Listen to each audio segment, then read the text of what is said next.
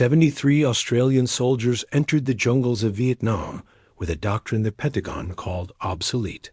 They operated for 5 years in the most hostile terrain on Earth. Their casualty rate was 1/10 that of American units in the same regions.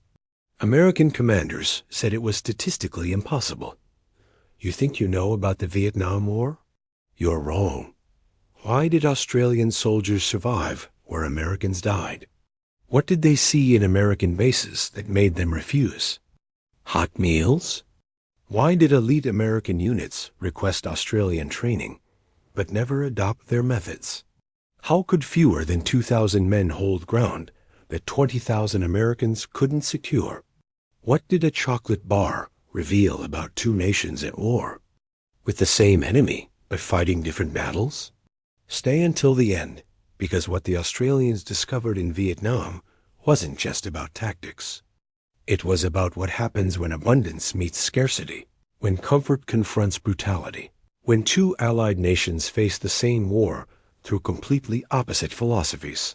This is the story of how Australia went to war with 73 men and came home having taught the Americans a lesson they never wanted to learn.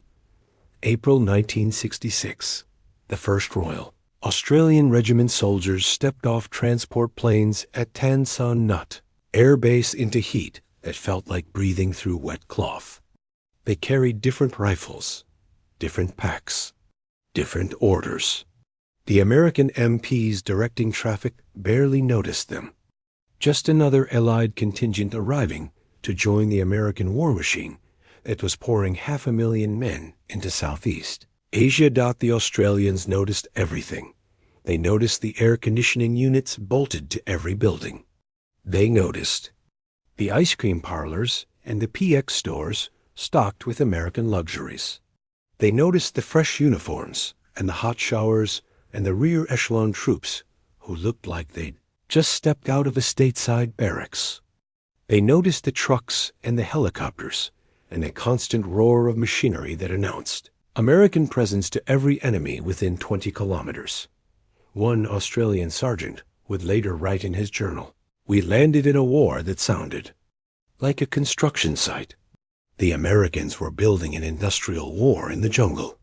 Massive fire support bases with artillery batteries and helicopter pads and perimeter defenses that consumed millions of sandbags.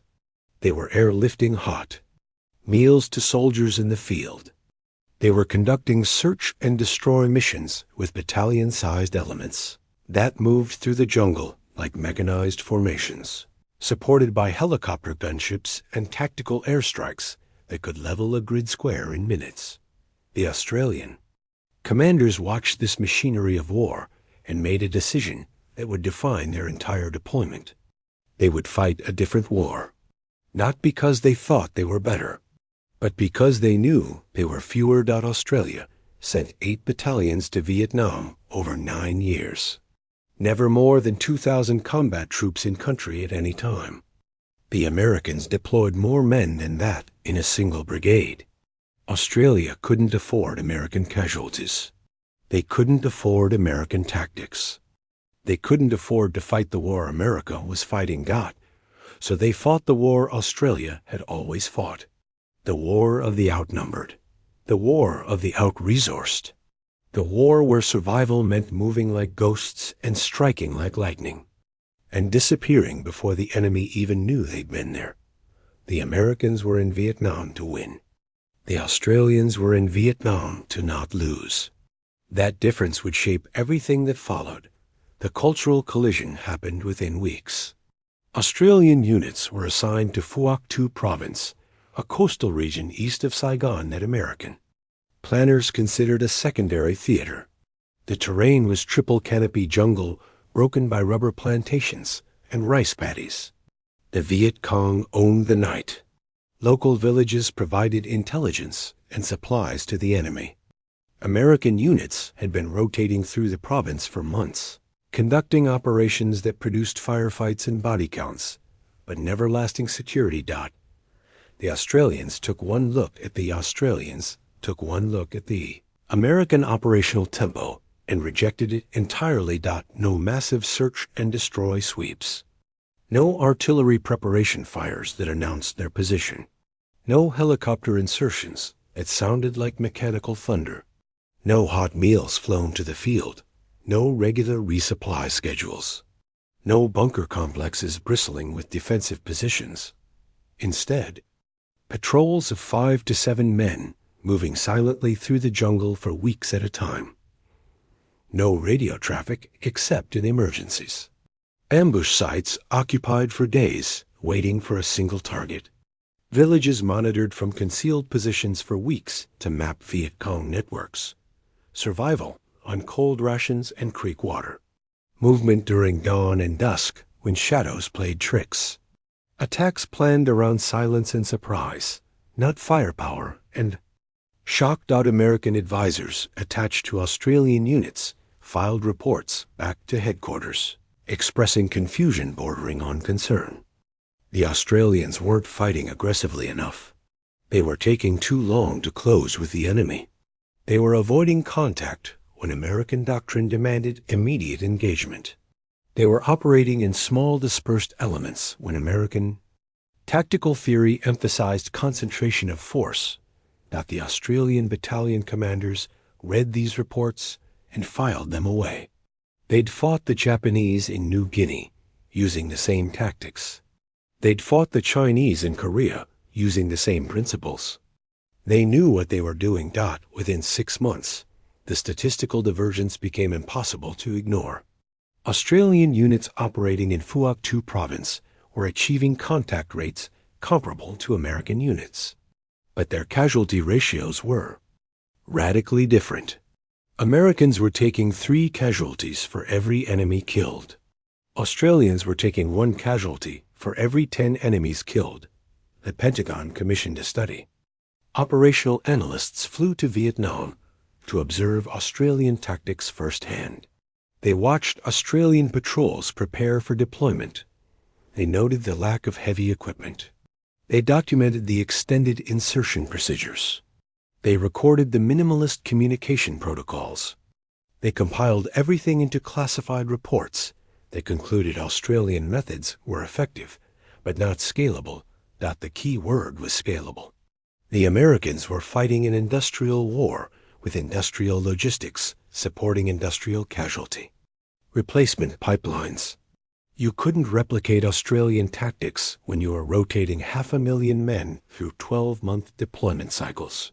You couldn't train American draftees to move like Australian regulars who'd spent years in jungle warfare schools. You couldn't adopt patience and stealth when Pentagon metrics demanded monthly body counts and weekly progress reports. The analysis was correct. The conclusion was irrelevant. The Australians weren't trying to teach the Americans how to fight their war. They were simply fighting their own. But the Americans who spent time with Australian units saw something the analysts missed. They saw a discipline that didn't require enforcement. They saw soldiers who moved through the jungle like they'd been born there. They saw junior NCOs making tactical decisions that American officers would have reserved for company commanders. They saw units that didn't need supply chains because they'd learned to need less. One American Green Beret who cross-trained with Australian SAS wrote in a letter home, "They make war look like hunting. We make it look like combat." That observation contained the entire difference between the two approaches. The soft comment came in 1967, an Australian corporal sharing a perimeter with American Marines during a combined operation. The Marines had been in heavy contact for 3 days. Artillery fire missions every few hours. Helicopter resupply twice daily. Casualties mevac out in a steady stream. The Australians had been operating in the same region for 2 weeks with a single firefight lasting 40 seconds. The Marine lieutenant asked how the Australians stayed so quiet.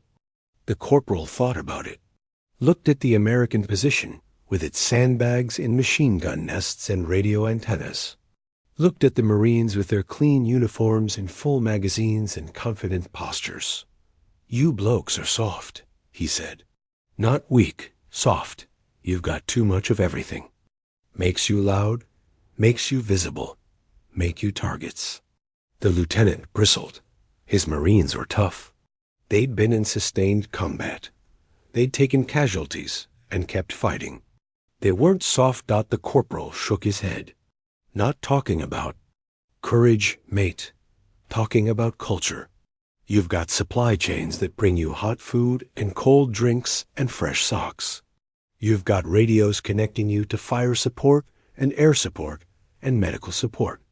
You've got so much backup you don't even think about operating alone. That's soft, not the men, the system. The Marine lieutenant filed this away. A year later, after his second tour, he'd understand what the Australian meant. But at that moment, he just felt insulted that the comment spread through the Australian battalions as the perfect encapsulation of what they'd observed. The Americans weren't individually weak.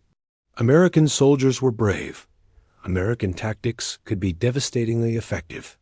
But the entire American approach to warfare was built on abundance. Abundance of firepower. Abundance of logistics. Abundance of support. Abundance of technology. And abundance made you loud, made you predictable, made you dependent. The Australians operated from scarcity. They had to. Small force, limited resources, no political support for mass casualties. They'd learned in World War II and Korea that you survive by being harder than the enemy expects and quieter than they can detect and faster than they can respond. The Americans expected the enemy to fold under overwhelming firepower. The Australians expected to fight outnumbered and win anyway. Both approaches killed enemy soldiers. But they created fundamentally different combat experiences. An American patrol moved with the confidence of massive backup.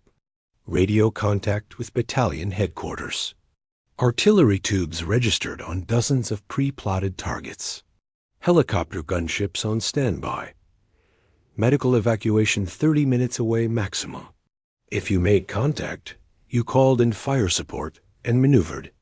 Under cover of explosive superiority. The American way of war was combined arms, coordination extending from the individual rifleman all the way up to strategic bombers. An Australian patrol moved with the knowledge they were alone. No artillery support, no helicopter gunships. Medical evacuation measured in hours or days, depending on the tactical situation.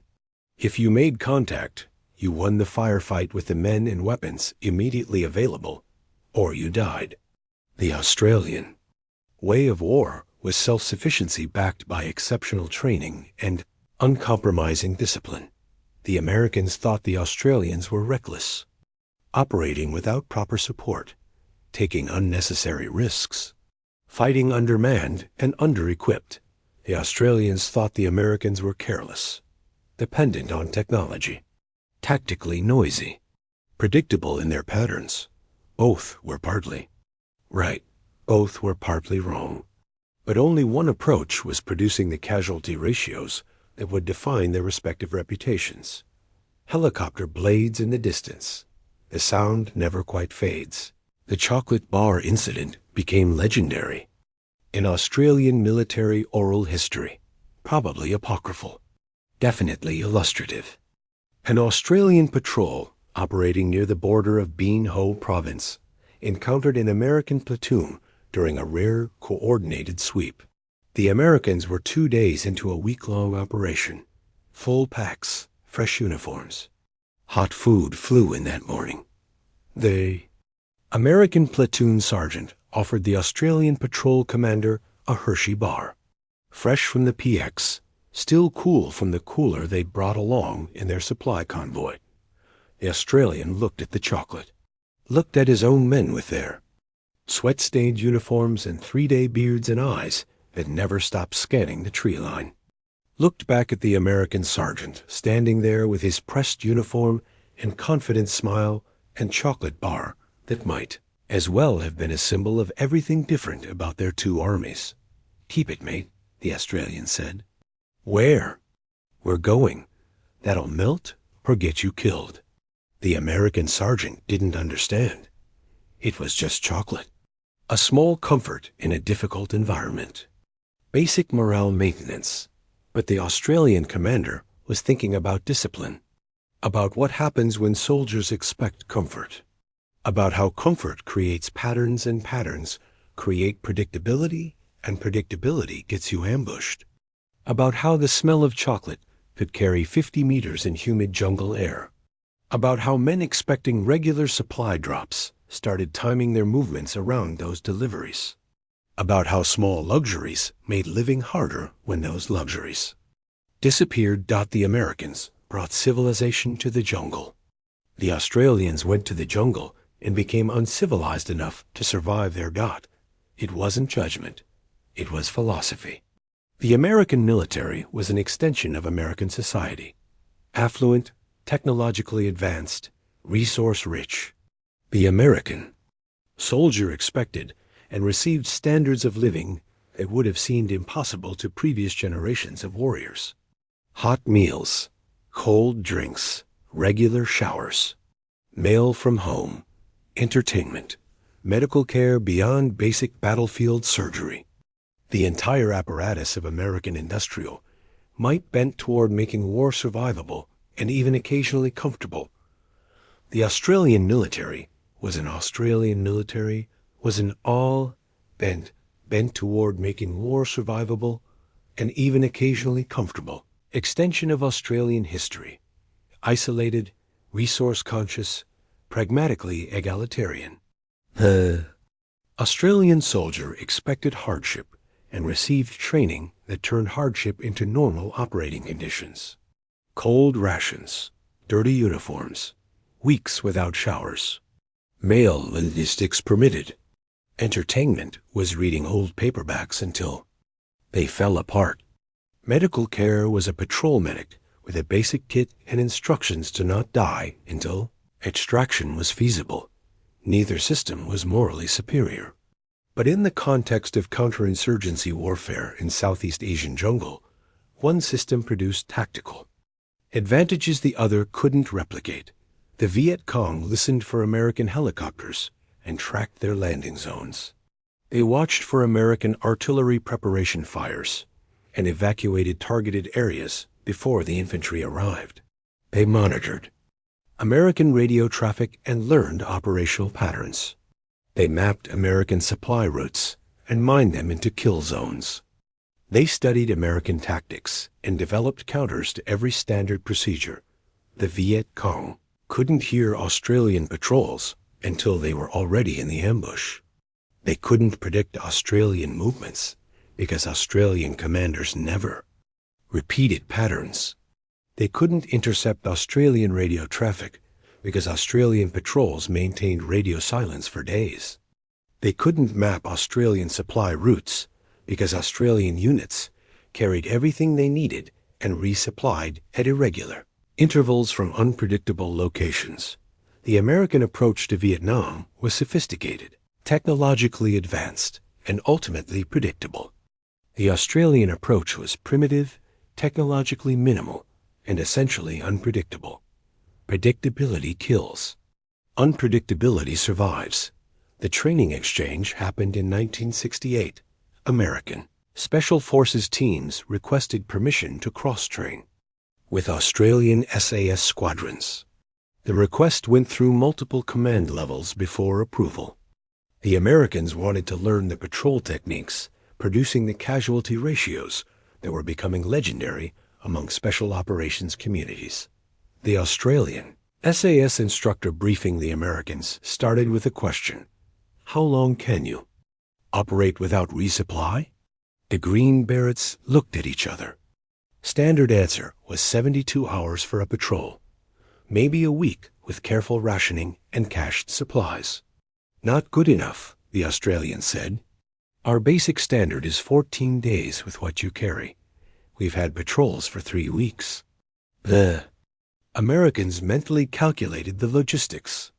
That meant extreme weight discipline, minimal ammunition, reduced rations, no comfort items, essentially no margin for error. What if you make contact? An American sergeant asked. What if you expend ammunition in a firefight? Then you break contact and extract, the Australian replied. Or you win the firefight so decisively you can police up enemy weapons and ammunition. The Americans absorbed this. It was a completely different operational philosophy. American.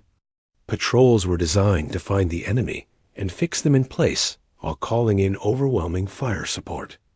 Australian patrols were designed to find the enemy and destroy them silently or avoid them entirely if the tactical situation didn't favor engagement. The training exercise lasted 5 days. The Americans learned how Australian patrols moved in. Single file with intervals that allowed each man to cover a 360-degree arc. How they used hand signals that could communicate complex tactical information without sound.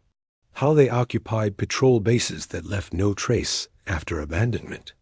How they prepared ambush sites that gave every man overlapping fields of fire and covered withdrawal routes.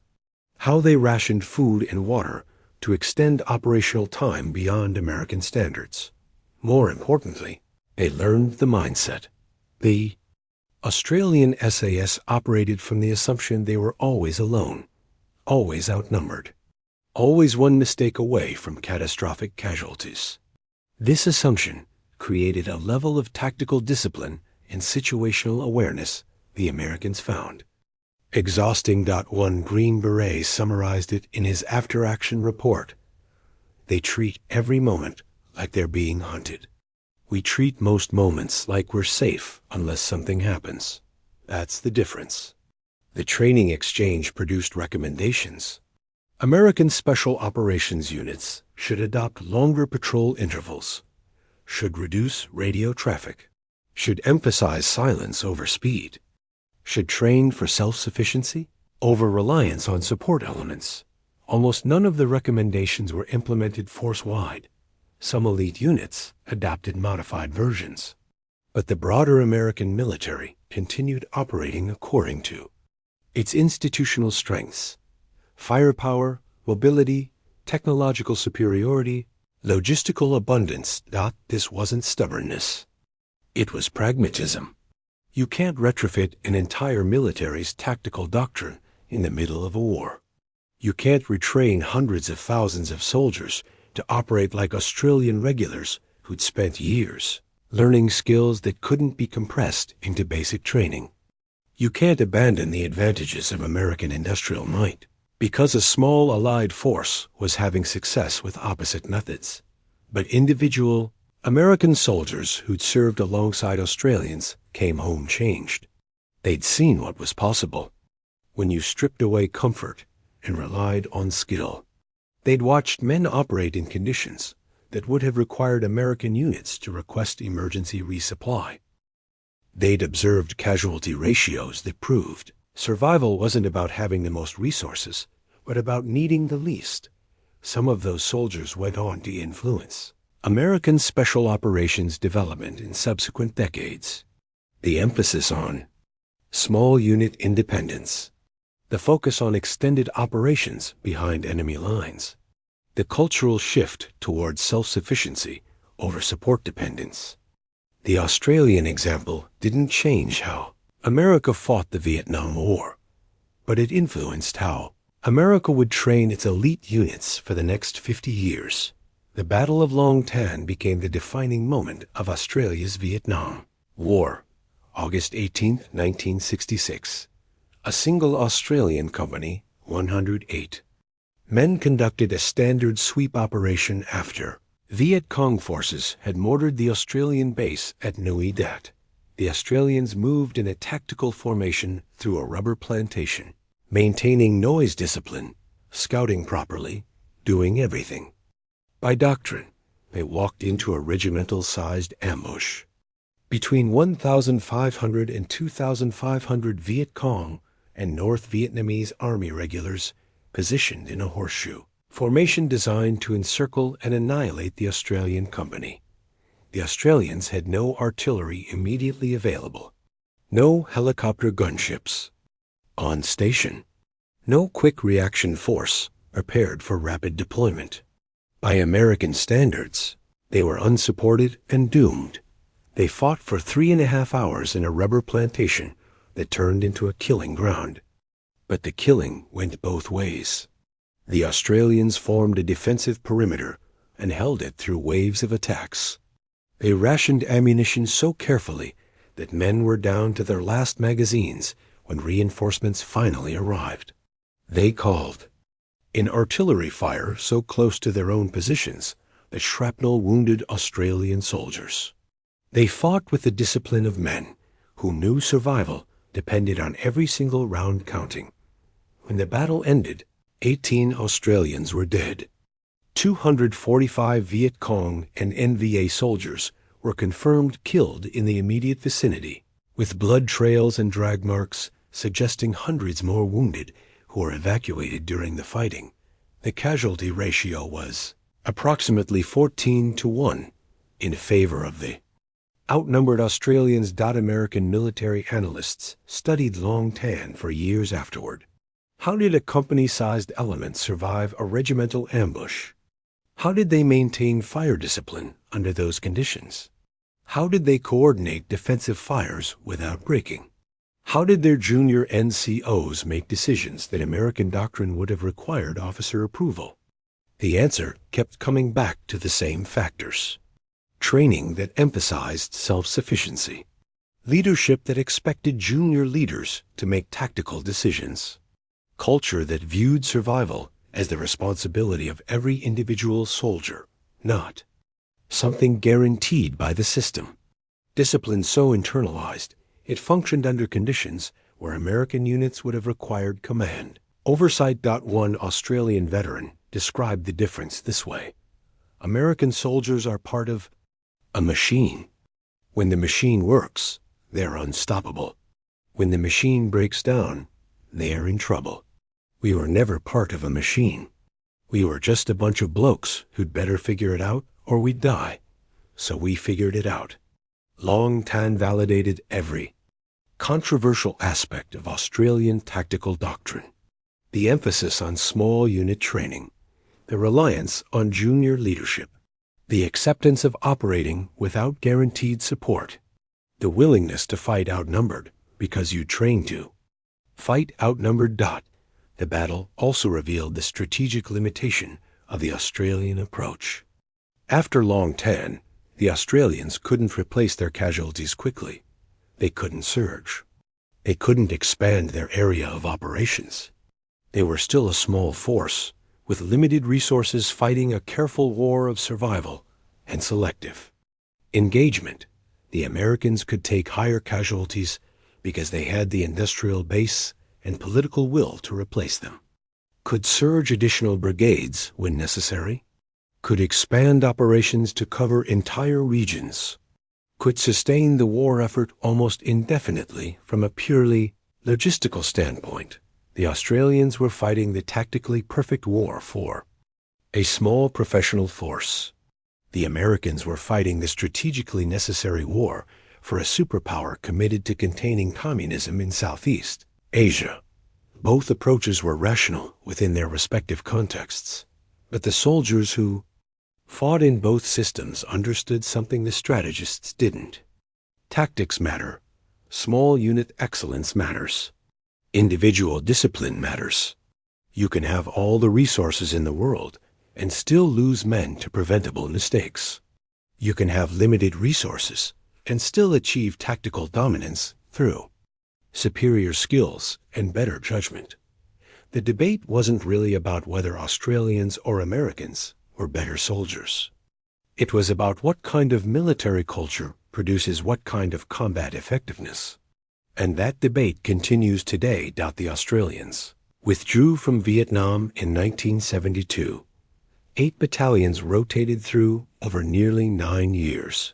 Fewer than 2,000. Combat troops in country at peak deployment. Total Australian casualties, 521 killed in action.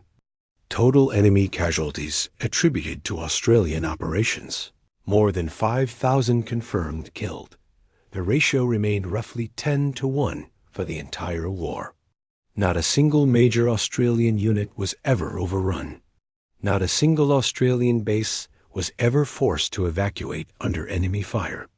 Not a single Australian operation resulted in catastrophic casualties, requiring wholesale force reconstitution. The Americans withdrew in 1973. Multiple divisions rotated through over 14 years. More than 500,000 troops in country. At peak deployment. Total American casualties, 58,000 killed in action. Total enemy casualties attributed to American operations.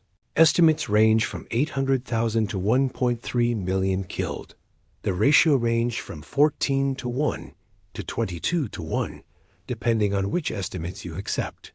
Multiple American units suffered devastating casualties requiring complete reconstitution. Multiple American bases were overrun or abandoned under fire. Multiple American operations resulted in casualty rates that shocked domestic populations and eroded political support. The raw numbers don't tell the whole story. The Americans were fighting a different war with different strategic objectives and different political constraints. They were nation-building while fighting, trying to create a stable South Vietnamese government while simultaneously prosecuting combat operations, managing complex international politics while dealing with growing domestic opposition. The Australians had simpler objectives: hold Phuoc Thu province, disrupt Viet Cong operations, support Allied forces, and survive. They weren't trying to win the war. They were trying to fulfill their alliance commitments while minimizing casualties to politically sustainable levels. But the tactical lessons remained stark. Small professional forces trained to self-sufficiency can achieve casualty ratios that mass conscript armies supported by unlimited resources cannot match. Discipline and skill matter more than technology and firepower in counterinsurgency warfare. Cultural expectations about comfort and support create tactical vulnerabilities that skilled enemies will exploit. The Australian model worked for Australia. It couldn't have worked for America. America couldn't politically sustain a long war, fought by a small professional force, taking selective action. American democracy demanded either overwhelming commitment or complete withdrawal. There was no political space for the middle path the Australians walked, but American soldiers who'd served with Australians came home asking questions. Why were we so loud? Why did we need so much? Why were we so dependent on support we couldn't always count on? Why didn't we train for self-sufficiency? Why didn't we emphasize silence and stealth? Why did we measure success in body counts instead of ground held? Some of those questions influenced American military reform in the decades after Vietnam. The professional army that replaced the draft, the emphasis on small unit training, the development of light infantry doctrine, the creation of rapid deployment forces designed to operate without extensive logistical tails. The cultural shift toward viewing technology as an enabler rather than a requirement. The Australians didn't teach the Americans how to fight, but they demonstrated that a different approach was possible, that you could go to war with less and achieve more by being smarter and quieter and harder, that abundance could be a liability, that comfort could kill, that the soft life makes soft warriors. 30 years after the war ended, an Australian veteran was asked to explain the soft comment to a group of American military students. He'd grown older. The war had faded into history. The bitterness and controversy had mellowed into reflection. "We weren't calling you weak," he said. "We were calling your system comfortable. And comfort in war is dangerous. Not because comfort itself is wrong, but because it creates expectations. You expected hot meals. We expected to be hungry. You expected regular resupply. We expected to make do. You expected artillery support. We expected to win with what we carried. Your expectations made sense. For your army, Our expectations made sense for us. He paused. I looked at the students who'd grown up after Vietnam, who'd fought in different wars with different challenges. The real lesson isn't that one approach is better, he continued. It's that every military reflects the nation that builds it. You had abundance because America has abundance. You used firepower because America builds firepower. You expected support because America supports its soldiers better than any nation in history. Those aren't weaknesses. Those are your strengths. Another pause, longer this time. But strengths create vulnerabilities. Your abundance made you predictable. Your support made you dependent. Your firepower made you loud. And in counterinsurgency warfare, predictable loud dependence gets you killed. So we learn to be unpredictable, quiet, independent, not because we were better men, but because we had to be better at war with less. The room stayed silent. The students were processing, understanding that this wasn't about Australians versus Americans. It was about adaptation, about matching tactics to resources, about understanding that there's no single correct way to fight. Only approaches that work for specific forces in specific contexts against specific enemies. The soft comment wasn't an insult, the veteran concluded. It was an observation. You'd built a military that brought civilization to war. We'd built a military that abandoned civilization when we went to war. Both approaches killed the enemy, but they created different kinds of soldiers. You went home after your tour and readjusted to normal life. We went home and had to remember how to be civilized again. Neither is better. Both have costs. But in the jungle, being uncivilized kept you as alive. The chocolate bar that was offered and refused became a metaphor, not just for two different militaries, but for two different philosophies about how to fight. The Americans brought their civilization with them, tried to maintain standards of living and moral comfort, even in the worst conditions. Believed that taking care of soldiers meant providing for them, that good logistics and reliable support created combat effectiveness. The Australians stripped away civilization, believed hardship was the normal condition of war, that taking care of soldiers meant training them to need nothing, that self-sufficiency and independence created combat effectiveness. Both philosophies produced courage. Both produced sacrifices. Both produced soldiers who fought honorably for their nations. But they produced different tactical cultures with different vulnerabilities and different strengths. In modern warfare, the debate continues. Precision weapons and advanced technology have made American military dominance even more pronounced. Small professional forces have become the norm for Western militaries. The lessons of Vietnam, both American and Australian, continue to influence how democratic nations organize their militaries and train their soldiers. But the fundamental tension remains. Do you fight with everything you have, or with only what you need? Do you bring civilization to the battlefield, or leave it behind? Do you measure success by resources employed or results achieved? Do you value comfort or hardship, support or independence, technology or skill? The Australians in Vietnam answered those questions one way. The Americans answered them another way. Neither was universally correct. Both were appropriate for their respective national contexts. But the soldiers who experienced both approaches learned something that transcends tactics and strategy. They learned that how you fight reveals who you are, that your combat doctrine reflects your national character, that there's no separating the warrior from the culture that produced him, that when you go to war, you bring your entire civilization with you, whether you intend to or not. And that civilization can be your greatest strength or your greatest weakness, depending on the enemy you face and the terrain where you meet them. The Australian soldier who called the American soft was right, but he was also wrong. The Americans were soft only in comparison to the Australian standard. In comparison to most militaries in history, the American soldier in Vietnam was tough, capable, and devastatingly effective. The Americans won most of their battles. They killed the enemy at ratios that would have satisfied any previous generation of military leaders. They endured a brutal climate and a ruthless enemy while maintaining moral standards that their opponents abandoned entirely.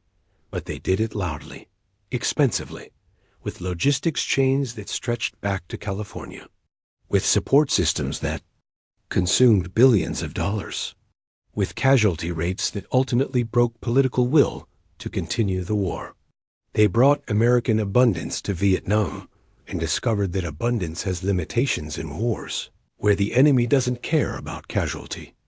Ratios and the home population won't tolerate indefinite commitment. The Australians did it quietly, economically, with supply lines measured in kilometers instead of continents, with support systems that barely existed, with casualty rates so low they never became politically controversial.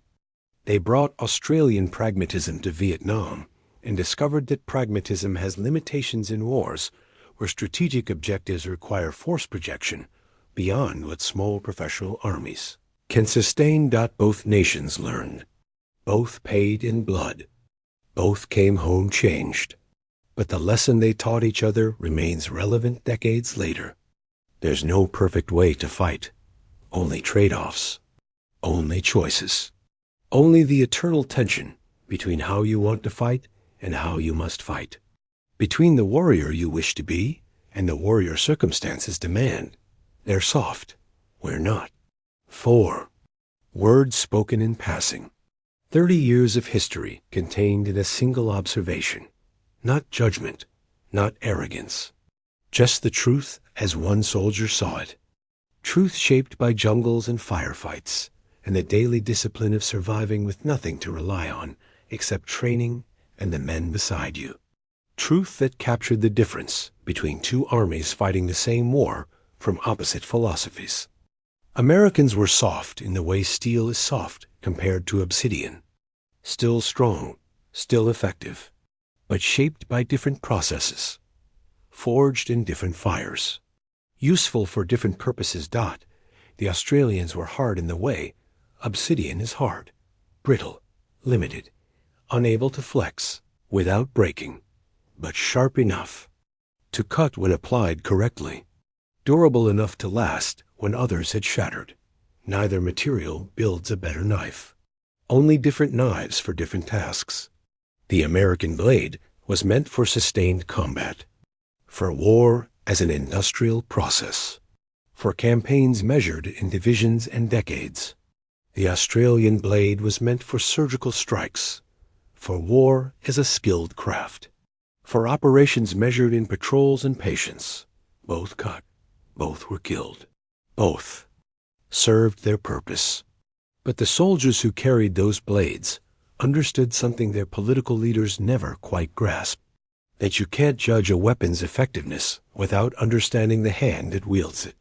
That tactical success doesn't guarantee strategic victory. That winning battles and losing wars has been the fate of armies throughout history. That sometimes the side with fewer resources and smaller forces and more modest objectives can achieve their goals, while the side with overwhelming advantages accomplishes nothing permanent. Vietnam proved this for both nations. The Americans won most of the battles and lost the war. The Australians won their battles and accomplished their limited objectives, but couldn't prevent the ultimate strategic failure of South Vietnam's collapse. Both nations sent their young men to die in Southeast Asian jungles for causes those men barely understood. Both nations came home with damaged veterans and controversial legacies and hard lessons learned in blood and failure. But the tactical lessons survived the strategic defeat. The Australians proved that small professional forces with minimal resources and maximum discipline could survive and even thrive in counterinsurgency warfare. The Americans proved that even overwhelming resources and advanced Technology can't compensate for flawed strategy and eroding political will. Both lessons have shaped military thinking ever since. Modern militaries study Vietnam not for strategic guidance, but for tactical warning. They learn what works at the small unit level, what fails at the strategic level, how cultural expectations shape combat effectiveness, why resources don't guarantee results, when technology becomes a crutch, where discipline matters more than firepower. They learn that wars are fought by men before they're won by machines, that the human factor remains decisive regardless of technical advantages. That training in culture and leadership can outweigh numbers and budgets. The Australian experience in Vietnam validated these lessons at a cost their small population could barely afford. 521 men died. Thousands more came home with wounds visible and invisible. Families were shattered. Lives were disrupted. The national trauma was proportionally comparable to American losses. But the tactical reputation survived. The Australian military remained respected by allies and feared by enemies because of what they'd accomplished with so little. The American experience in Vietnam taught harder lessons at a much higher cost. 58,000 men died. Hundreds of thousands came home wounded. The national trauma split the country for a generation. The tactical reputation was damaged by strategic failure. But the American military learned, reformed, rebuilt, created the professional force that would dominate late 20th and early 21st century warfare. Proved that nations can learn from defeat if they're willing to change. And through it all, the image of the chocolate bar remains, offered in friendship, refused with respect, a symbol of the difference between two ways of war, two cultures, two philosophies, two nations that went to the same war but fought different battles and came home with different lessons. The jungle has reclaimed the battlefields now. The bases are gone. The landing zones are rubber plantations again. The fire support bases are archaeological sites, slowly disappearing under vegetation. The war that defined a generation is memory, and history and lessons still being learned decades later. But the chocolate bar remains, not literally, but metaphorically, in every decision about how to train soldiers, how to equip armies, how to fight wars, whether to emphasize abundance or scarcity, support or self-sufficiency, technology or skill, comfort or hardship, whether to bring civilization to war or leave it behind. These questions have no permanent answers. Every war is different. Every enemy is different. Every army must find its own balance between resource exploitation and resource discipline, between doing everything possible and doing only what's necessary, between fighting the way you want and fighting the way you must. The Australians in Vietnam chose scarcity, chose hardship, chose independence, and survived with casualty ratios that proved their choices were tactically sound, even if strategically insufficient. They showed that less can be more when less forces you to be better. Those limitations breed innovation. That constraint creates discipline, that the army that travels lightest can move fastest and strike hardest and disappear most completely. The Americans in Vietnam chose abundance, choose support, choose overwhelming force, and achieved tactical dominance while losing strategic direction. They showed that more can be less when more makes you predictable, that unlimited resources breed complacency, that abundance creates dependence, that the army that brings everything can accomplish anything except the impossible task of reforming a foreign society by force. Both lessons are true. Both lessons are incomplete. Both lessons are necessary for understanding modern warfare, because war is in physics. There's no single correct formula. Only human beings with weapons and ideologies and limited time to accomplish unlimited objectives. Only nations with different resources and different priorities and different thresholds for acceptable loss. Only soldiers trying to survive and complete their missions and go home to families and lives they left behind. The soft comment captures all of this. Not in analysis, but in observation. Not in theory, but in practice. One soldier looking at another. Soldier and seeing the culture that shaped him. Seeing the civilization that sent him to war. Seeing the expectations and assumptions and logistics and training and philosophy that made him the warrior he was. Not weaker, not less courageous, not less committed. Just different. Different in ways that mattered tactically, even if they didn't matter morally. Different in ways that produced different results on the battlefield, even if they reflected similar values at home. Soft, hard, American, Australian, abundant, scarce, supported, independent, loud, quiet, visible, hidden. These weren't moral categories. They were tactical realities. And tactical realities determined who lived and who died regardless of which nation's flag was sewn on the uniform. The Australians understood this. They'd always understood this. Their entire national military history was the history of fighting with less and winning anyway. Fighting far from home with minimal support and maximal expectation for individual excellence. Fighting wars their small population could never sustain through attrition, but could win through skill. Fighting not like Americans or British or any other allied nation, but like Australians. Pragmatic, egalitarian, skeptical of authority, trusting in mates, hard when hardness was required. That hardness kept them alive in Vietnam. That hardness produced the casualty ratios. That hardness created the tactical reputation. And that hardness was built on the deliberate rejection of everything the chocolate bar represented. Comfort, convenience, the assumption that civilization could be maintained even in the jungle. The belief that soldiers performed better when supported rather than when challenged to survive independently. The Americans offered the chocolate bar because offering it made sense within their system. The Australians refused it because refusing it made sense within theirs. Neither was wrong. Both were rational within their respective contexts. But in this specific tactical environment of counterinsurgency warfare in Southeast Asian jungle, one approach produced better survival rates than the other. That's the lesson. Not that Australia was better than America. Not that hardship is superior to comfort. Not that scarcity beats abundance. But that context matters. That tactical environments favor certain approaches. That resources must match missions. That you must understand what kind of war you're fighting before you decide how to fight it. That bringing civilization to the jungle is noble, but potentially fatal. That abandoning civilization is brutal, but sometimes necessary. The chocolate bar was offered.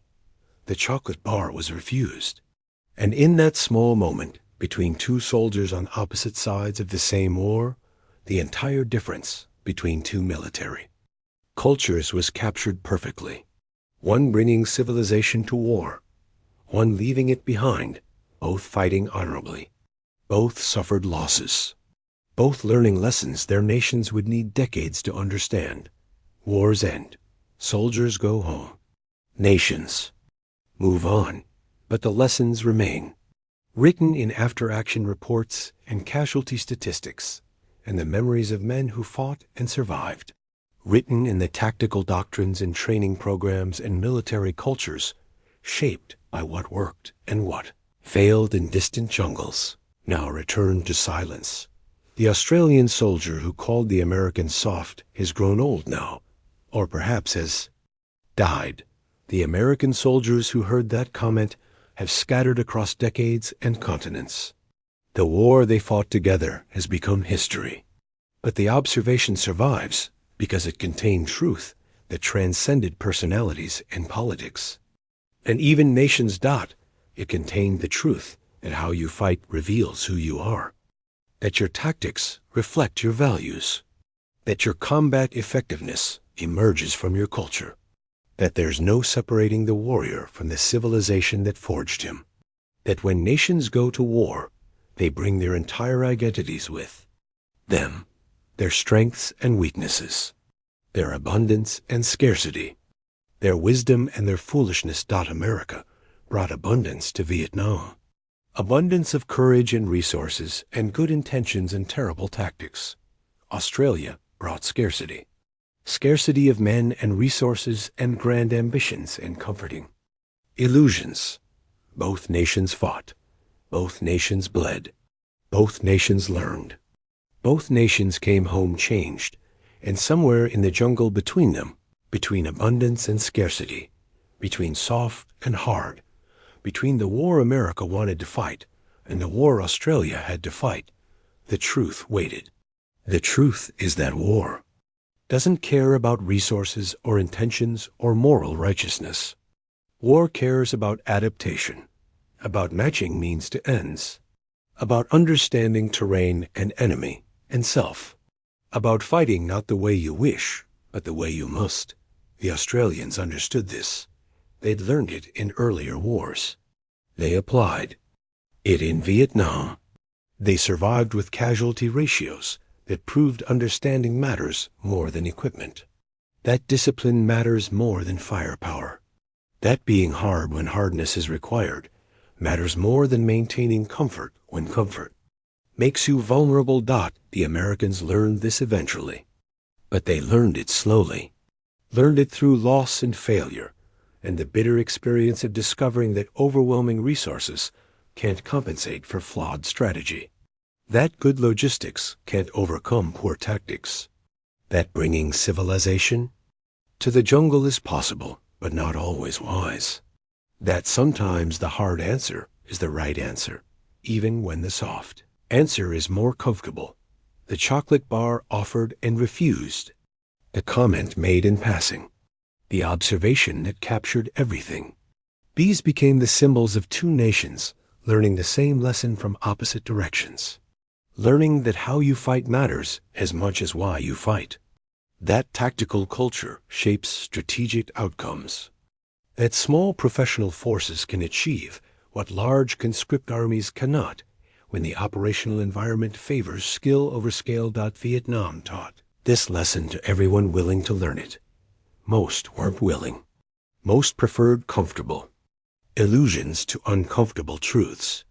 Most wanted to believe that resources guaranteed victory, that good intention produced good outcomes, that democracy and capitalism and American power could reshape foreign societies through military force and economic aid and political pressure. The Australians never believed any of that. They went to Vietnam for one reason: alliance obligation. They stayed for one reason: commitment to mates. They fought for one reason: survival. They left for one reason: the job was done as well as it could be done with the resources available. No grand illusions, no strategic ambitions, no belief that they were remaking history, just soldiers doing their job professionally and going home when it was finished. That pragmatism was its own kind of wisdom, the wisdom of small nations who can't afford grand gestures, the wisdom of limited resources that forces ruthless prioritization, the wisdom of professional soldiers who understand that wars are fought one patrol at a time, one firefight at a time, one decision at a time, and that tactical excellence is the only thing you can control when strategy is determined by political leaders thousands of miles away. They're soft, we're not. 4 words containing infinite truth about war and culture and the difference between nations. Not an insult, not arrogance, just observation from one soldier looking at another and seeing clearly what others couldn't see or wouldn't acknowledge. Seeing that abundance creates vulnerability, that comfort requires sacrifice, that bringing civilization to war is possible but dangerous, that sometimes the hard way is the only way that works. The Americans didn't want to hear it. Most still don't. America is built on abundance, on the belief that more is better, that resources should be deployed maximally. Those problems can be solved through application of overwhelming force and unlimited will. That comfort and civilization are rights to be maintained even in the worst conditions. That supporting soldiers means providing for them. The Australians couldn't afford to. Believe it, Australia is built on scarcity, on the knowledge that less must be enough, that resources must be conserved ruthlessly. Those problems must be solved through application of skill and discipline. That comfort and civilization are luxuries to be abandoned when survival requires it. That supporting soldiers means training them to need nothing. Both philosophies work. Both produce effective militaries. Both create warriors willing to fight and die for their nations. But they produce different kinds of warriors, different tactical cultures, different operational methods, different results in different environments. In Vietnam, the Australian way produced better survival rates. Not because Australians were braver or stronger or smarter, but because their entire approach to warfare was designed for the environment they encountered. Small unit operations in difficult terrain against an irregular enemy who avoided strength and exploited weakness. Exactly the kind of warfare Australia had been preparing for since World War II. Exactly the kind of warfare the Australian military culture was built to fight. The Americans were preparing for a different war. The war against Soviet armored divisions in Central Europe. The war where firepower and technology and logistics would be decisive. The war where American abundance would be the ultimate strategic advantage. They brought that preparation to Vietnam and discovered that preparing for the wrong war is worse than not preparing at all, but they couldn't change quickly enough, couldn't rebuild their entire military culture in the middle of a war, couldn't adopt Australian methods at American scale, couldn't transform conscript soldiers into professional hunters, couldn't strip away the abundance and support systems. That defined the American way of war. So they fought with what they had. And what they had was enough to win battles, but not enough to win the war. The Australians won their battles too. But they couldn't win the war either, because the war wasn't winnable through tactical excellence. It required strategic success, political success, the transformation of South Vietnamese society and government, the creation of popular legitimacy where none existed, the defeat of an ideology with another ideology, and no amount of tactical proficiency could accomplish those objectives. So both nations fought well and lost anyway. Both achieved their tactical objectives and failed their strategic missions. Both proved their combat effectiveness and watched South Vietnam fall. Both came home knowing they'd done their duty and wondering whether it mattered. Both learned lessons that shaped their militaries for generations while questioning whether those lessons were worth the cost of learning them. The chocolate bar was just chocolate. The comment was just words. But together they symbolized the entire complex tragedy of Vietnam. Two allies fighting the same war with opposite approaches. Both are insufficient. Both learning that tactical excellence isn't enough. That resource superiority isn't enough. That courage and sacrifice aren't enough. That nothing is enough when the war itself is strategically flawed and politically unsustainable. Australian soldier who refused the chocolate bar wasn't refusing American friendship. He was refusing American methods, refusing the philosophy that comfort in war is desirable, refusing the assumption that abundance creates effectiveness, refusing to adopt an approach that made tactical sense for Americans but tactical vulnerability for Australians. He was staying true to the culture that had kept Australian soldiers alive in terrible wars, the culture of hardness and self-sufficiency, and independence and pride in needing nothing except skill and mates and weapons. That culture served Australia well in Vietnam. That culture produced the casualty ratios. That culture created the reputation that Australian soldiers still carry today. The reputation for being tough and professional and effective and reliable. For being the soldiers you want beside you. When everything has gone to hell and survival depends on skill rather than support.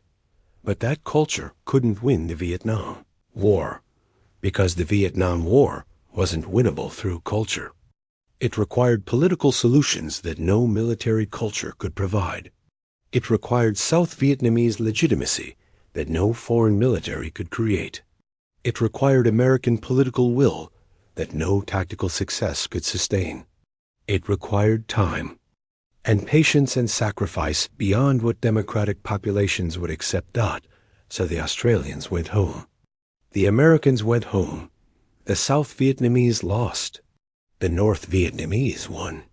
And decades later, military historians study the tactical lessons while acknowledging the strategic futility.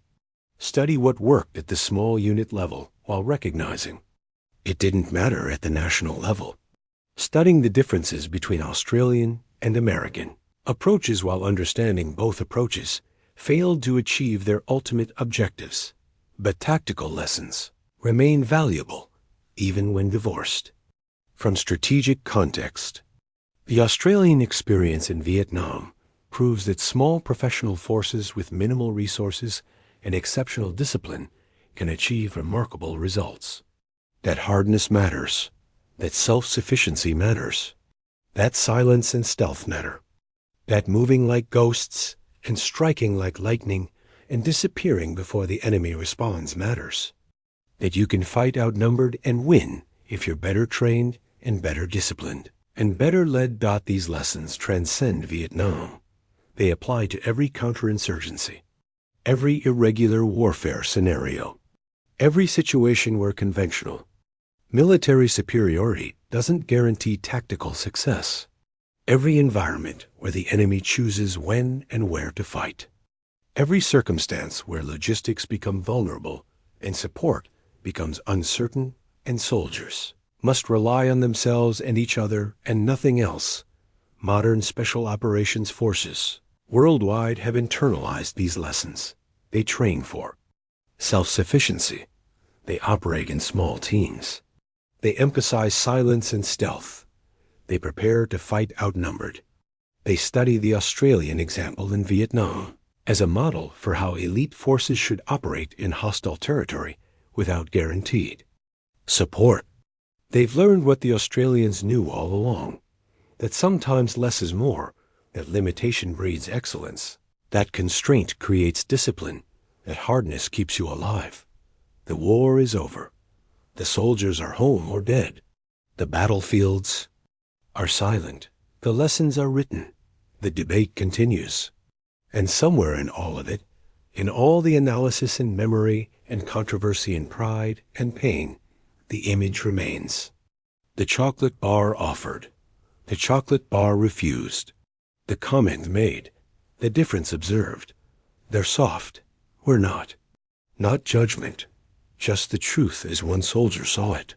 Truth that explained casualty ratios and tactical success and the difference between two armies fighting the same war from opposite philosophies.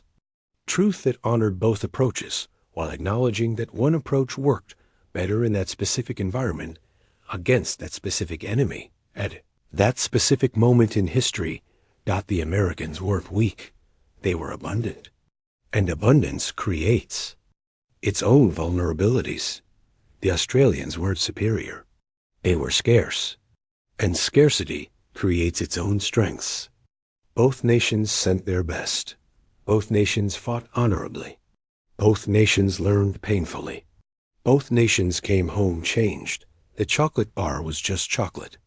But chocolate in a jungle becomes a symbol. Symbol of civilization brought to wilderness. Symbol of comfort maintained in hardship. Symbol of abundance transported to scarcity. Symbol of the difference between fighting the way you want and fighting the way you must. Symbol of everything that separated American and Australian approaches to the same terrible war.